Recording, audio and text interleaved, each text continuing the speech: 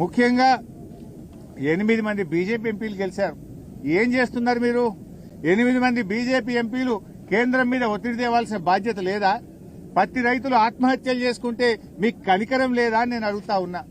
ఈ రోజు ఈ 8 మంది ఎంపీల పరిస్థితి ఎట్లుందంటే ఆ పంట పొలాల్లో ఉండే దిష్టి బొమ్మలు మీకంటే నయం. కనీసం ఆ దిష్టి బొమ్మలన్నా ఆ కోతులు రాకుండానో, అడవి పందులు రాకుండానో, పక్షులు రాకుండానో ఆ దిష్టి బొమ్మలు పనిచేస్తాయి. మీరేం లాభం? 8 మంది ఎంపీలు గెలిచి ఒక్కసారి నోరు విప్పరు, పత్తి రైతుల గురించి మాట్లాడరు, కేంద్ర ప్రభుత్వాన్ని ప్రశ్నించరు.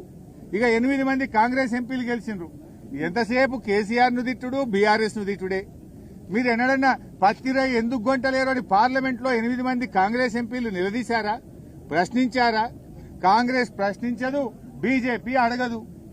ఇవాళ బీజేపీ ప్రభుత్వము బడా పారిశ్రామికవేత్తలకు 1,00,000 కోట్ల రూపాయల రుణమాఫీ చేశారు. 1,00,000 కోట్లు మాఫీ చేశారు. మరి మా రైతులకు ఎందుకు చేయరు? బీజేపీ ప్రభుత్వం లక్షల కోట్లు బడా పారిశ్రామికవేత్తలకు మాఫీ చేశారు. మా పేద రైతులకు ఎందుకు చేయరు?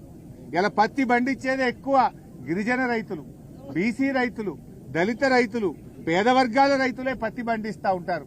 ఇలా కేంద్ర ప్రభుత్వం ఎట్లుందంటే విదేశాల నుంచి పత్తి దిగుమతి చేసుకుంటే అక్కడ మాత్రం నిబంధనలు సవరించి 11% ఏదైతే పత్తి మీద ట్యాక్స్ ఉండెనో దాన్ని రద్దు చేశారు. దిగుమతి సుంకాన్ని రద్దు చేసి విదేశాల నుంచి ఇబ్బడి ముబ్బడిగా పత్తిని భారతదేశంలోకి తెస్తా ఉన్నారు. దాంతో పత్తికి, మన రైతులు పండించిన పత్తికి డిమాండ్ తగ్గింది. వ్యాపారస్తులు కొనడం లేదు. 8,100కు అమ్మాల్సిన పత్తి వ్యాపారస్తులు 5,000-6,000కు కూడా కొంటలేరు. ఏమైందయ్యా అంటే మోడీ గారి ప్రభుత్వం విదేశాల నుంచి పత్తిని తెస్తా ఉంది. దిగుమతి సుంకాన్ని రద్దు చేసింది బీజేపీ ప్రభుత్వం.